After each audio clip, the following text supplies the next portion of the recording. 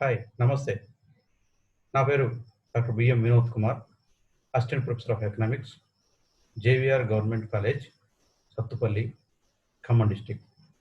ఈరోజు నేను అర్ధగణాంక శాస్త్రంలో దత్తాంశ సమర్పణ అనే అంశంలో చిత్రపటాల ద్వారా దత్తాంశాన్ని సమర్పించడం అనే టాపిక్ని మీ ముందు డిస్కస్ చేయబోతున్నాను.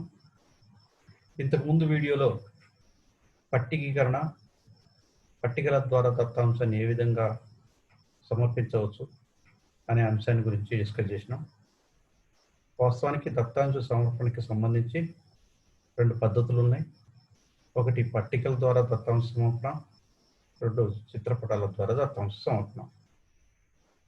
మొదటిది పట్టికల ద్వారా దత్తాంశ సమర్పణ అనేది ఇంతకు ముందు వీడియోలో డిస్కస్ చేసినాం. ఇప్పుడు చిత్రపటాల ద్వారా దత్తాంశ సమర్పణ అనే అంశం గురించి డిస్కస్ చేయబోతుంది. ఓకే, సో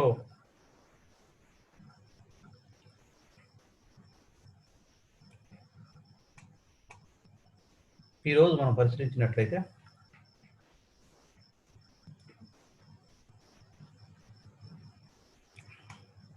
చిత్రపటాల ద్వారా దత్తాంశ సమర్పణ ప్రతి గణాంక శోధకుడు తన గణాంక పరిశోధన నిమిత్తం సేకరించిన దత్తాంశాన్ని వర్గీకరించుకొని పట్టీకరణ చేసిన తర్వాత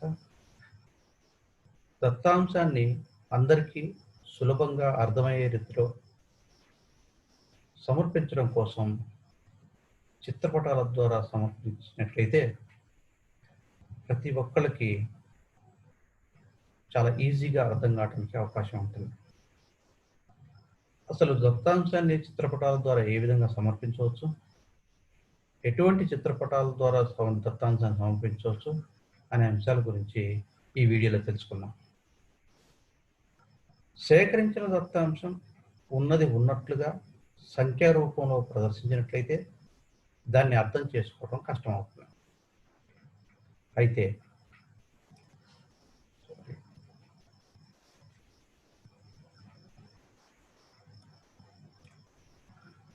అయితే గణాంక పరిజ్ఞానం లేని సామాన్య ప్రజలకు కూడా సులభంగా గణాంక శోధన లేదా దత్తాంశం అర్థమయ్యే విధంగా లేదా గణాంక సమాచారం అర్థమయ్యే విధంగా ఉంచాలి అంటే చిత్రపటాలు ఎంతగానో సహాయపడతాయి. గణాంక పరిజ్ఞానం లేని సామాన్య ప్రజలకు సులభంగా అర్థం చేసుకోవడానికి చిత్రపటాలు ఎంతగానో సహాయపడతాయని చెప్పవచ్చు. అయితే గణాంకాలను సులభంగా అర్థమయ్యే విధంగా సమర్పించడం అనేది చాలామంది గణాంక శాస్త్రవేత్తలు ప్రయత్నం చేస్తూ ఉంటారు. చిత్రపటాల ద్వారా, రేఖాచిత్రాల ద్వారా సేకరించిన దత్తాంశాన్ని ప్రదర్శించడం కోసం ఆకర్షణీయమైన చిత్రపటాలు, ఆకర్షణీయమైన రేఖాచిత్రాలను ఉపయోగించడం జరుగుతుంది. వీటన్నిటి ఉద్దేశం ఏంటి అంటే సేకరించిన దత్తాంశాన్ని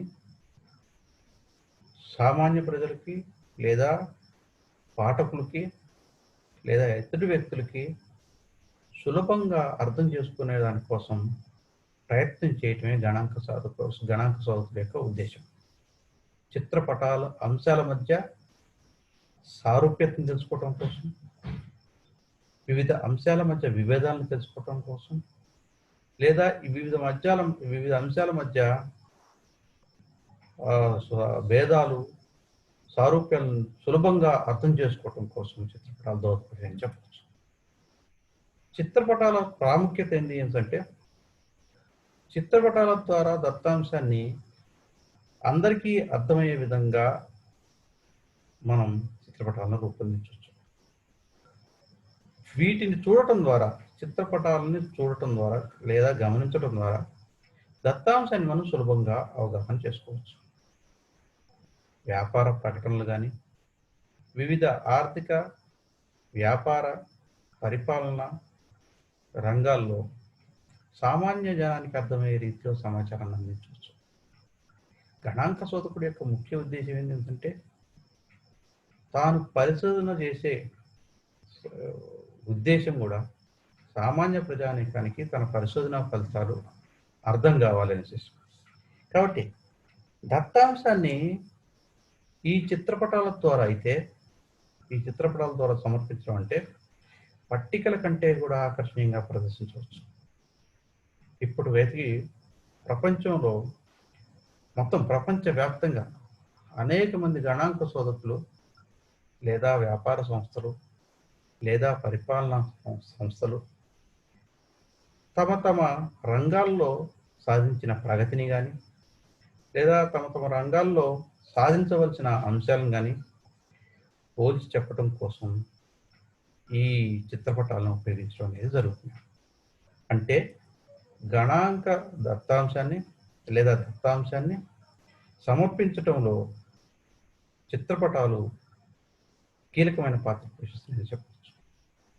చిత్రపటాల ద్వారా మనం దత్తాంశాన్ని ప్రదర్శించినట్లయితే ఆ దత్తాంశ సమాచారం ఏదైతే ఉందో, ఆ గణాంక సమాచారం ఏదైతే ఉందో అది ఎక్కువ కాలం గుర్తుండే అవకాశం ఉంటుంది. చిత్రపటాల ద్వారా దత్తాంశాన్ని సమర్పించడం వల్ల ఒక పక్క మనకి సమయం ఆదా అవుతుంది, అదేవిధంగా వ్యయ ప్రయాసం కూడా తక్కువ అవుతుంది. తక్కువ సమయంలో ఎక్కువ దత్తాంశాన్ని మనం సులభంగా అర్థమయ్యే విధంగా చిత్రపటాల ద్వారా తెలియజేయవచ్చు. తక్కువ సమయంలో ఎక్కువ దత్తాంశాన్ని సులభంగా అర్థమయ్యే విధంగా ఈ చిత్రపటాల ద్వారా మనం తెలియజేయవచ్చు. దత్తాంశాన్ని యథాతథంగా కనుక మనం సమర్పిస్తే ఆ అంత పెద్ద దత్తాంశాన్ని, అవిచ్ఛిన్నంగా ఉన్న దత్తాంశాన్ని కానీ లేదా గజిబిజిగా ఉన్న దత్తాంశాన్ని కానీ అర్థం చేసుకోవడం కష్టం. అందుకనే దత్తాంశాన్ని యథాతథంగా కాకుండా చిత్రపటాల రూపంలో అయితే ఎక్కువ సమాచారాన్ని అందించవచ్చు. తక్కువ సమయంలో తక్కువ వ్యయ ప్రయాసాలతోటి ఎక్కువ సమాచారాన్ని అందించవచ్చు. చిత్రపటాల ద్వారా దత్తాంశాల మధ్య తులనాత్మక అధ్యయనం కూడా సాధ్యమవుతుంది, సులభం కూడా అవుతుంది. రెండు అంశాలను పోల్చి చూడాలన్నా, రెండు అంశాల మధ్య ఉన్న వ్యత్యాసాలను తెలియజేయాలన్నా కానీ చిత్రపటాల ద్వారా ఈజీగా అర్థం చేసుకోవచ్చు. అంతేకాకుండా ఖచ్చితంగా ఉంటుంది. రెండు అంశాల మధ్య తులనాత్మక పరిశీలన లేదా అధ్యయనం అనేది ఖచ్చితంగా ఉంటుంది చెప్పవచ్చు. ఇక ఇంతటి ప్రాముఖ్యత గల చిత్రపటాలను మనం పరిశీలించినట్లయితే మనకు ప్రధానంగా దత్తాంశాన్ని సమర్పించడం కోసం, దత్తాంశాన్ని ప్రదర్శించడం కోసం ముఖ్యంగా రెండు రకాల చిత్రపటాలు గురించి మనం తెలుసుకోవాల్సిన అవసరం ఉంది. రెండు రకాల చిత్రపటాలు ఉన్నాయి.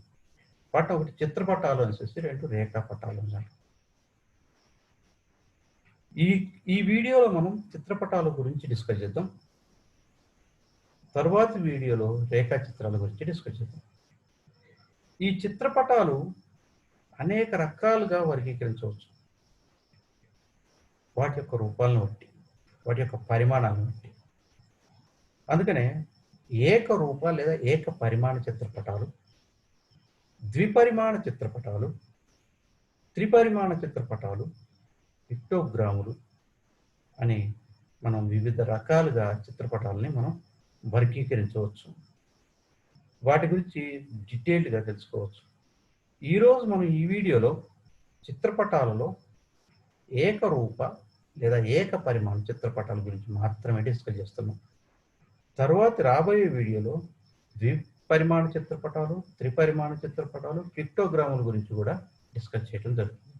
సమయాభావం వల్ల మనం ఈ విధంగా దాన్ని బ్రేకప్ చేసుకోవాల్సిన అవసరం ఏర్పడింది.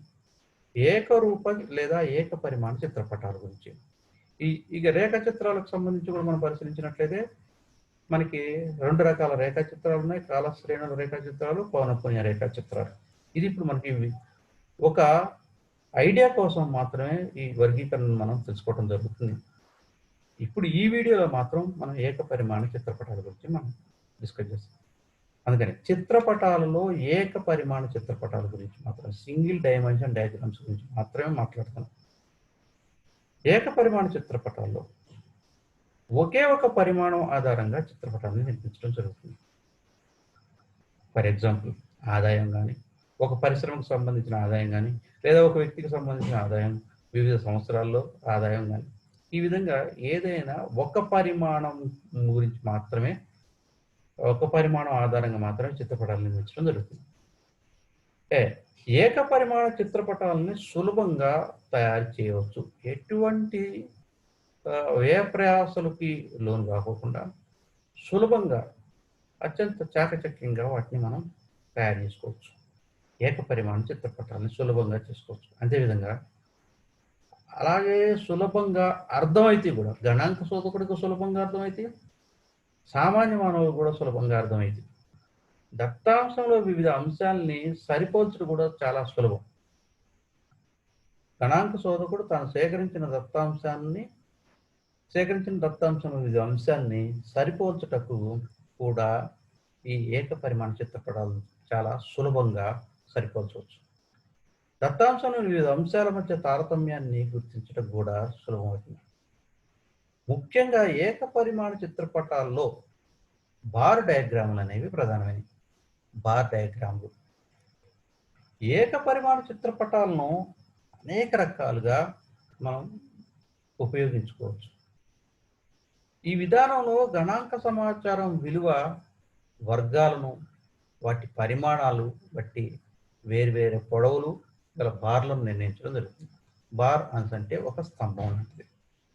చతురస్రం లేదా వృత్తాకార స్తంభం, చతురస్రాకార స్తంభం లేదా వృత్తాకార స్తంభం.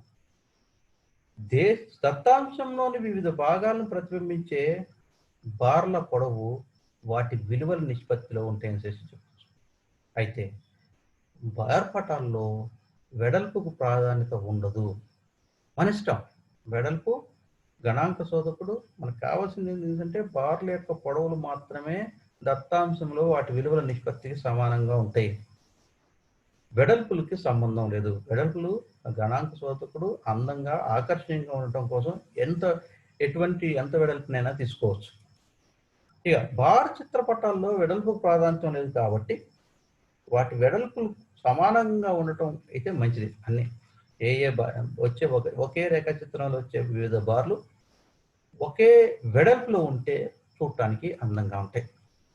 బార్ చిత్రాలు పొడవు అంటే ఎత్తు దత్తాంశాన్ని బట్టి లేదా ప్రాధాన్యత వహించే విలువల నిష్పత్తికి అనుగుణంగా ఉంటుంది. విలువల్ని యాజ్ ఇట్ ఈజ్గా తీసుకోవచ్చు, విలువల్ని నిష్పత్తిలోకి మార్చి తీసుకోవచ్చు. ఏ విధంగా సరే వాటి నిష్పత్తికి అనుగుణంగా ఉంటుంది. ఇక్కడ బార్ చిత్రపటాల నిర్మాణంలో మనం పాటించాల్సిన నియమాలు ఏంటి అంటే, ఒక బార్కి ఇంకొక బార్కి మధ్య నిడివి గ్యాప్ ఏదైతే ఉందో అంతటా సమానంగా ఉండాలి. మొదటి బార్కి రెండో బార్కి మధ్య ఎంతైతే గ్యాప్ ఇచ్చినామో రెండో బార్కి మూడో బార్కి మధ్య కూడా అంతే గ్యాప్ ఉండాలి. అది కూడా కింది నుంచి పైదాకా ఒకటే గ్యాప్, ఒకటే వెడల్పుతోటి గ్యాప్ ఉండాలి. ఓకే. సో బార్ చిత్రాల గరిష్ట ఎత్తును బట్టి స్కేల్ని నిర్ణయించాలి. బార్ చిత్రాల గరిష్ట ఎత్తును బట్టి ఎత్తును బట్టి మనం ఎంత స్కేల్ తీసుకోవాలి? 10, 20, 30, 40, 50 అట్లా తీసుకోవాలా? లేకపోతే 20, 40, 60, 80, 100 ఇట్లా తీసుకోవాలా? దాన్ని మనం నిర్ణయించుకోవాలి. బార్ పైన కానీ లోపల కానీ దాని విలువలు చూపడం కోసం ప్రయత్నం చేస్తే మంచిది. బార్ యొక్క శిఖరం మీద కానీ లేదా బార్ లోపల కానీ ఆ విలువల్ని మనం చూపినట్లయితే ఇంకా సులభంగా అర్థం చేసుకోవడానికి అవకాశం ఉంది. అన్ని బార్లకు కింద ఆధార రేఖ ఏదైతే ఉందో అది ఒకటే ఆధార రేఖ ఉండాలి. ప్రతి బార్కి ఒకటే ఆధార రేఖ, దాన్ని ఎక్స్ అక్షం అనేసి అంటాం. ఎక్స్ అక్షం మీదనే ప్రతి బార్ పటం ఆధారం అయి ఉండాలి. ఇక ఈ బార్ పటాల్లో ఏకపరిమాణ చిత్రాల్లో ఉన్న బార్ పటాల్లో ముఖ్యమైన ఏంటంటే సాధారణ బారుపటం, ఉపవిభాజన బారుపటం, బహుళ బారుపటం, విభాగాల బారుపటం, విచలనాల బారుపటం అని ఈ ప్రధానంగా ఈ 5 రకాల బారుపటాల గురించి మనం డిస్కస్ చేద్దాం. ఇది గణాంక శోధకుడికి గణాంక శోధనలో అత్యంత ఎక్కువగా కీలకంగా ఉపయోగపడే చిత్రపటాలు ఏమైనా ఉన్నాయా అంటే ఈ సాధారణ బారుపటాలు. సాధారణ బారుపటం ఒకే ఒక చలాంకానికి సంబంధించిన కదలికలను చూపడానికి ఈ రకమైన బారుపటాలను ఉపయోగించడం జరుగుతుంది. సాధారణ బారుపటాలను మామూలుగా వివిధ సంవత్సరాల్లో జనాభాలో వచ్చే మార్పులు తెలియజేయడానికి, లేదా వివిధ సంవత్సరాల్లో ఉత్పత్తిలో వచ్చే మార్పులు తెలియజేయడానికి, లేదా వివిధ సంవత్సరాల్లో అమ్మకాల్లో వచ్చే మార్పులు తెలియజేయడం కోసం ఉపయోగించడం జరుగుతుంది. అంటే ఏదైనా ఒక్క అంశం మాత్రమే పరిగణలో తీసుకోవడం జరుగుతుంది.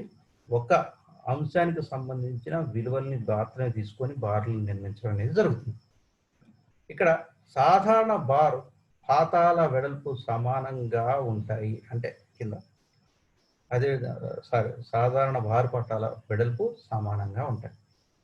ఇక వాటి పొడవుల్లో మార్పులను బట్టి వాటి మధ్య తారతమ్యాన్ని సులభంగా గుర్తించవచ్చు.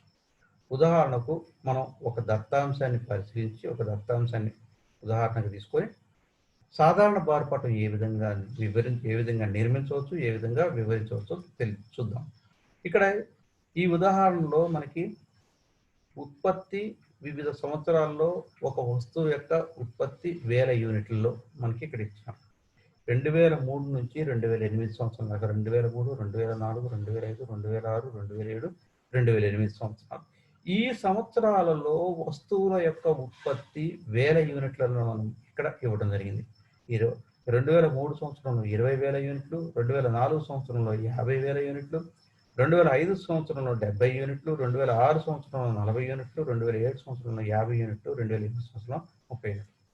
దీనిని మనం ఒక సాధారణ బార్ పటం ద్వారా వివరించినట్లయితే ఈ పట్టికలో మనం ఏ విధంగా అయితే మనం అర్థం చేసుకోగలిగినాం సులభంగా, అంతకంటే సులభంగా సాధారణ బార్ పటాల్లో ద్వారా మనం తెలుసుకోవచ్చు. చూద్దాం. ఇక్కడ మనం పరిశీలించినట్లయితే ఈ స్కేల్ మీద x అక్షం మీద సంవత్సరాలు తీసుకున్నాం, y అక్షం మీద మనం 1000 కోట్ల రూపాయల్లో తీసుకున్నాం. ఉత్పత్తి 1000 కోట్ల రూపాయలు 1000 యూనిట్లు. చూసినట్లయితే 2003, 2004, 2005, 2006, 2007, 2008 సంవత్సరాల్లో మనకి పైన ఇచ్చిన దత్తాంశం ఆధారంగా సాధారణ బార్ పటాలను కనుక వీటిని బార్లు అంటారు. ఈ బార్లు నిర్మించడం ద్వారా ఇక్కడ మనకు అర్థమయ్యేది ఏంటంటే మొత్తం ఈ దిగువ ఇవ్వబడిన మనకి సంవత్సరాల్లో ఎక్కువ ఉత్పత్తి జరిగిన సంవత్సరం ఏదైనా ఉంది అంటే 2005. సులభంగా అర్థమైంది. 2005లో మనకి ఎక్కువ ఉత్పత్తి జరిగింది. మరి తక్కువ ఉత్పత్తి ఎప్పుడు జరిగింది అంటే 2003లో జరిగింది వచ్చేసి. ఓకే. ఏ 2 సంవత్సరాల్లో ఉత్పత్తి సమానంగా ఉంది అంటే 2004, 2007. ఇట్లా మనం ఒక దత్తాంశాన్ని బార్ పటాల రూపంలో లేదా ఏదైనా చిత్రపటాల రూపంలో ఈజీగా సులభంగా అర్థం చేసుకోవచ్చు. చూడటానికి కూడా అందంగా ఆకర్షణీయంగా తయారు చేసినాం కాబట్టి ఎక్కువ కాలం మనకి జ్ఞాపకం ఉండటానికి అవకాశం ఉంది. ఇక రెండవది ఏంటంటే ఉప విభాజన బార్ పటం. వివిధ అంశాలలో కలిసిన దత్తాంశాన్ని, వివిధ అంశాలతోటి కలిసి ఉన్న దత్తాంశాన్ని ఉప విభాజిత బార్గా చూపించవచ్చు. దత్తాంశానికి ప్రాధాన్యత రీత్యా వేర్వేరు రంగుల్లో, వేర్వేరు గీతల్లో, లేదా చుక్కల్లో, లేదా చిన్న చిన్న ఏదైనా బొమ్మల రూపంలో కూడా మనం ప్రదర్శించవచ్చు. ఉదాహరణకు ఒక జిల్లాలో స్త్రీ పురుషుల జనాభాకు సంబంధించి డేటాను తీసుకున్నట్లయితే ఒక జిల్లాలో లేదా జిల్లాల వారీగా స్త్రీ పురుష జనాభాకు సంబంధించిన డేటాని దత్తాంశాన్ని తీసుకున్నట్లయితే దాన్ని ఉప విభాజిత బార్ పటంలో చూపించవచ్చు. ఇక్కడ చూడండి, జిల్లాల వారీగా స్త్రీ పురుష జనాభా. ఇక్కడ ABCD అనే 4 జిల్లాలు ఉన్నాయి. ఈ 4 జిల్లాల్లో పురుషులు మరియు స్త్రీలు ఈ 2 రకాల మనకి డేటా ఉంది.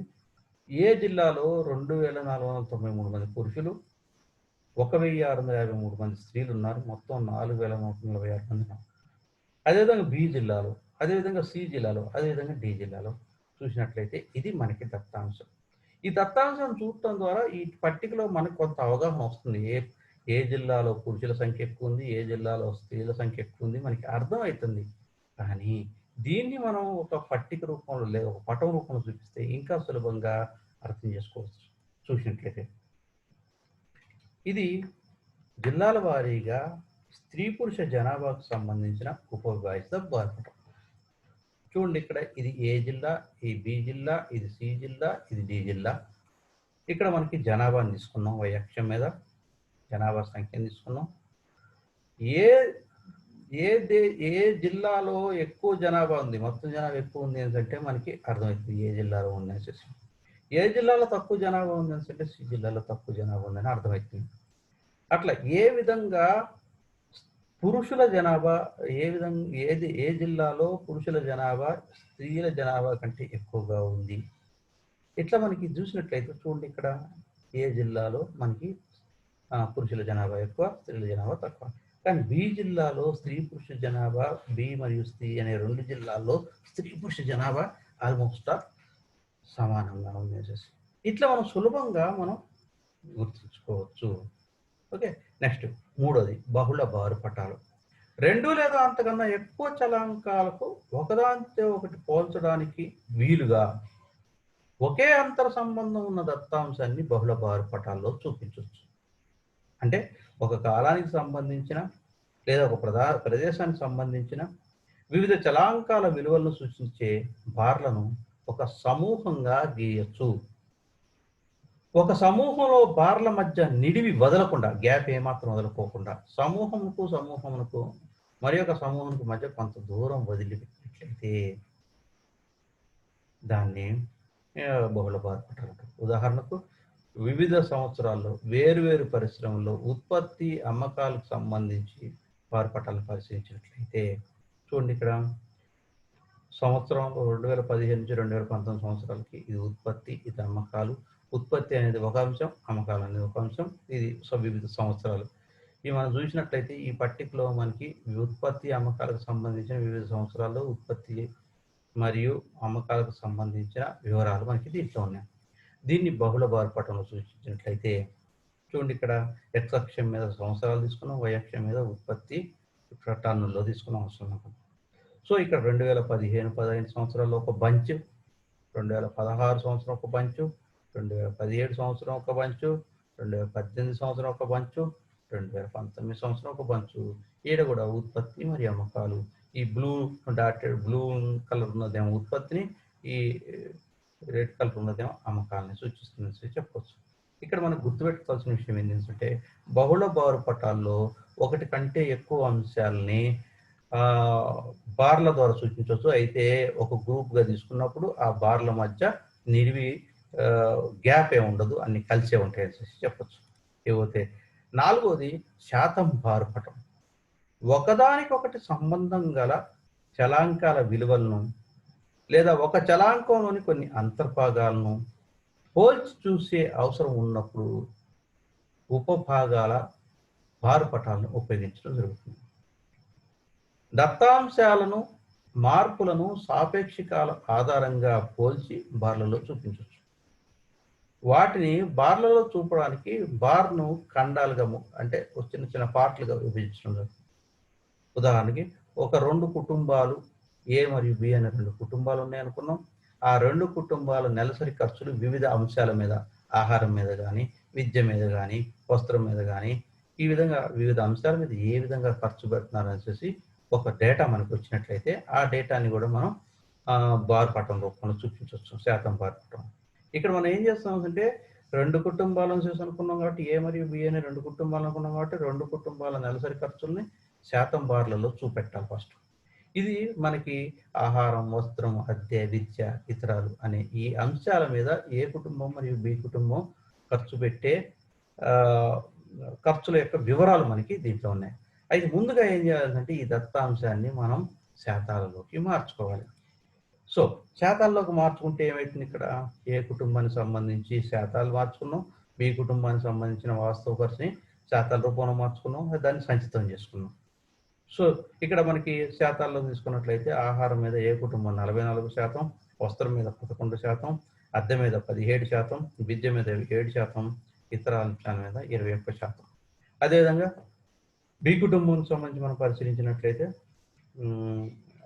ఆహారం మీద 46%, వస్త్రం మీద 16%, అద్దె మీద 17%, విద్య మీద 9%, ఇతర అంశాల మీద 12% ఖర్చు చేయడం అనేది జరుగుతుంది. ఏమైనా పరిశీలించినట్లయితే దాన్నే బార్ పటం చూపిస్తుంటది. ఇది ఏ కుటుంబానికి సంబంధించిన ఖర్చులకు సంబంధించిన బార్ పటం, ఇది బి కుటుంబానికి సంబంధించిన బార్ పటం.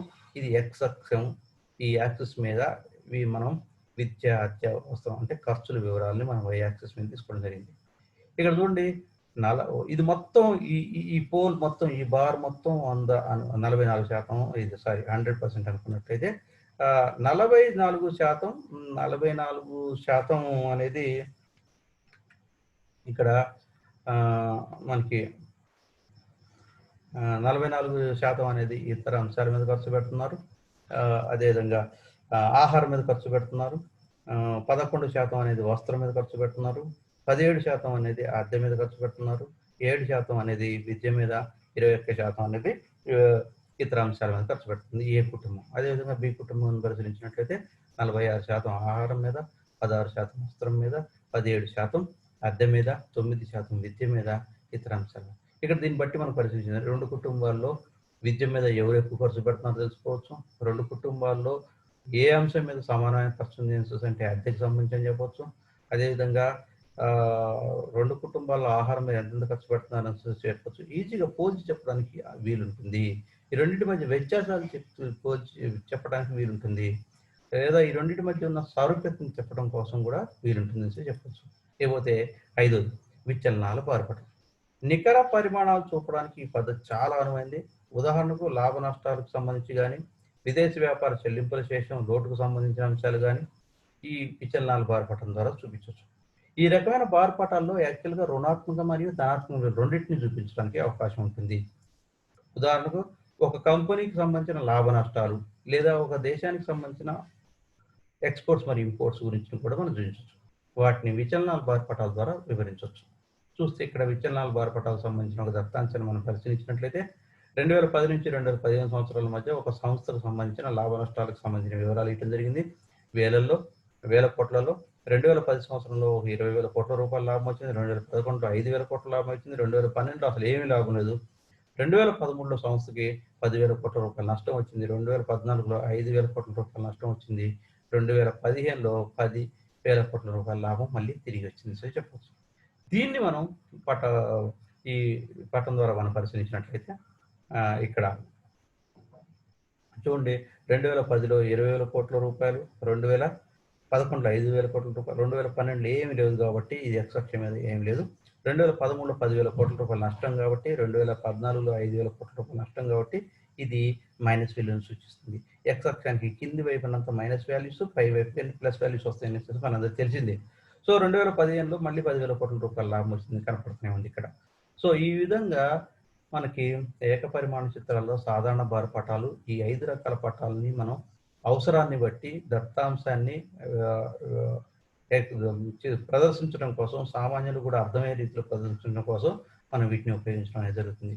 సో ఇది దత్తాంశ సమర్పణలో చిత్రపటాల ద్వారా దత్తాంశ సమర్పణ, దాంట్లో కూడా కేవలం ఏకపరిమాణ చిత్రపటాల్లో కూడా సాధారణ పటాలకు సంబంధించి అన్ని అంశాల గురించి డిస్కస్ చేసినాం. సో మీకు ఏదైనా ఈ వీడియోలో ఏదైనా అంశం మీద మాట్లాడాలన్నా, ఏదైనా అంశానికి సంబంధించిన డౌట్లు వచ్చినా, ప్రశ్నలకు కానీ, సూచనలకు కానీ, లేదా ఎటువంటి డౌట్స్ క్లారిఫై చేసుకోవాలన్నా కానీ నా మెయిల్ ఐడికి మీరు ఎప్పుడైనా మెయిల్ చేయొచ్చు. ఇది నా mail ID bazozvinod@gmail.com. Okay, thank you very much. This is Dr. B. Vinod Kumar, Assistant Professor of Economics, JV Government Degree College, Sattupalli, Khammam District, Telangana. Thank you very much.